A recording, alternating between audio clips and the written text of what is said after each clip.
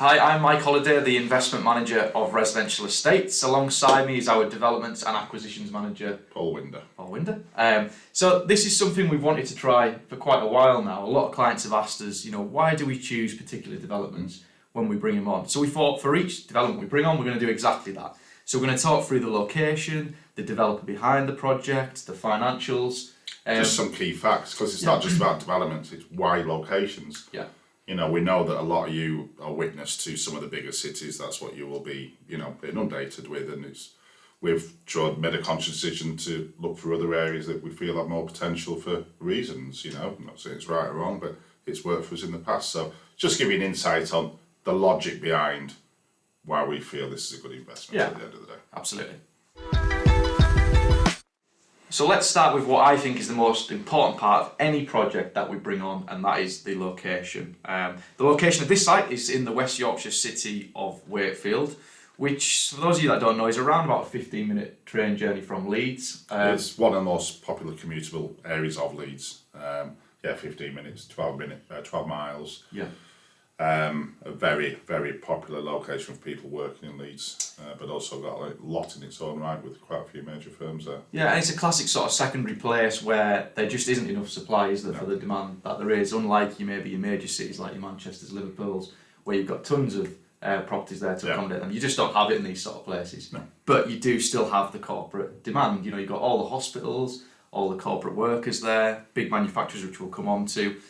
So it is a great area, isn't it, to be able to... Well, we've got to look at certain things for locations. We've got to look at the price of what we're selling. We've got to look at, do we feel it's going to grow down the line? Yeah. We've got to look at the rental market. Is it a strong rental market? Is there demand for both long and short-term lets? And we've got to put them together, package it up, and that's where the location comes. Yeah. We speak to our own departments, our short-term lets departments, and ask, where are you getting requests for properties from?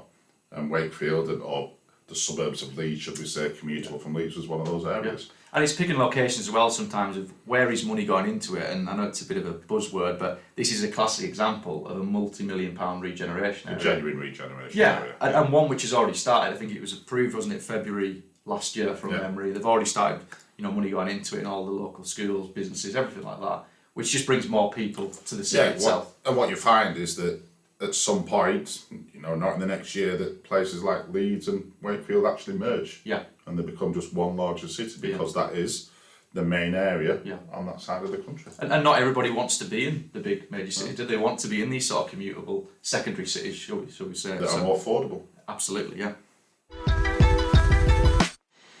So the site itself, I should say the name of it is Thornhill House. It's an office to residential conversion. There's 23 one-bedroom apartments. I was at the site a couple of weeks ago, already well underway. I think it was 6 weeks into construction at that point, and it was packed with people on site, which was great to see. And we'll come on to the developer in a short while.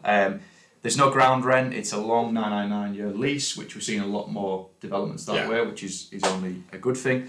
There are free car park spaces, which you can purchase separately at £8,000 a space. So I expect that to be popular, although this is just, I think it's about 450 metres from the nearest train station. So it will still work without parking, but it's a nice option to have. Prices, you're looking at around 106,000 for the one beds, and they're all reasonable sized, around the 38 square metre mark on it. We've looked a lot, haven't we, in terms of prices in the Wakefield area, and it's one that I think has seen a 21% increase in prices over the last 5 years? Yeah, 21%, 23%, but more importantly, look at the average price for one bed in the WF1 area where this is. And it averages just over 100, but you've got to take into account that will also feature some of the low-end stock as well. Yeah. So I would estimate that on the open market that these will be looking towards the 120,000, 130,000 pound mark. And I should say as well, it is technically off plan this, although they have started works already. So completion, we're looking around July, August time this year, which is the benefit as of buying off plan. We expect those prices to increase on completion, 100%. On completion of it as well. So why have we picked Thornhill House? Well, first, it's in the city centre itself, which we know is popular now. But I want to talk a little bit about the rental side. As people who have followed us will know, we like to offer people options on a rental. So that's a short-term let or a long-term let. Short-term let can be mixed of corporate lets or tourism. This is going to be a corporate let market to some of the bigger companies, you know, like the hospital, Coca-Cola, etc. Wakefield HQ, the HQ of the police is there as well. So on the short-term let front, we expect it to perform very well. We've done very well in other areas that are similar to this: Preston, Halifax, Sunderland, Southampton. All these areas that fit a similar profile do very well on this market. But it's also important to have that option of having a long-term let, so somewhere you want to be more secure. And what you need to know then is, right, okay, how long does it take to fill somewhere? Well, Wakefield has got a massive shortage now. On average, it's 22 days to get a tenant in place. And when you consider they've got to go through a vetting process, that's pretty quick. It's a high demand market for a landlord, which means that rents can increase. And for a property that is £106,000, you are going to be looking realistically at a let of about £650 to £700 a month. You know, on average, that's looking at sort of £8,000 a year, which is pretty good. It is, and on the short-term let side, we were looking at it, and this has probably been quite conservative, but you're looking around £85 a night on that basis. We normally say an average occupancy of about 75%, particularly in these locations where it is going to be, like Paul said, more the corporate relocation bookings.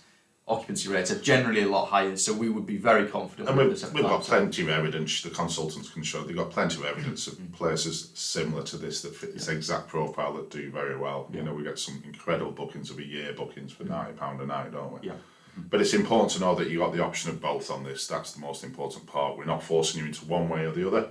It's just the fact, right, okay, I'm buying a good property at a good price in a good location, and you're getting multiple strategies to then release it out to rent.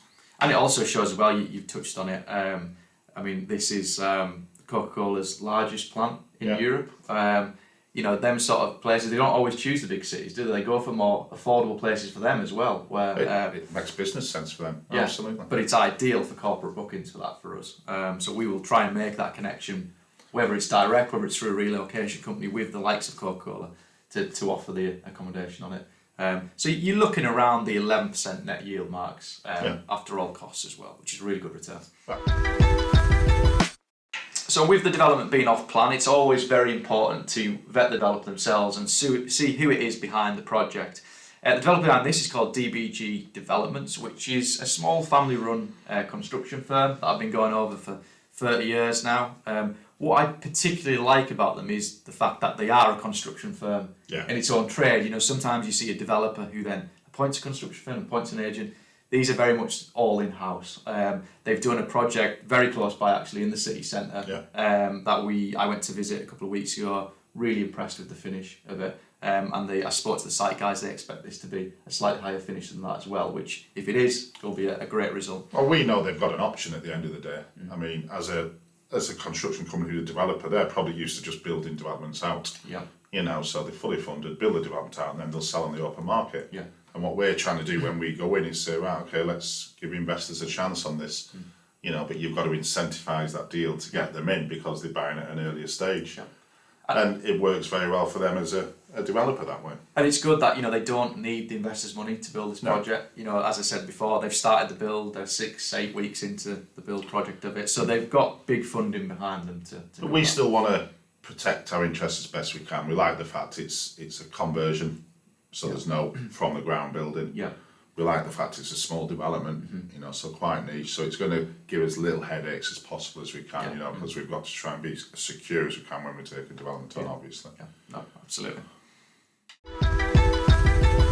So that's a very quick overview of some of the reasons why we've chosen Thornhill House as our latest development. We do have tons of information though that consultants can send you across, including short-term let financials, floor plans, development brochure as well that we've got, some of the companies that we're looking to be working with on the short-term let side, which is really interesting. So please do ask that from your consultant. We'll send all that across. I think one other important thing to mention is in our relationship with developers and developments is because of a company and who we are, we see it through to the end. You know, we're going to be looking to take on the management of the properties, etc. So we're just as invested as you are in the property getting to where it wants to be, and the numbers that we portray.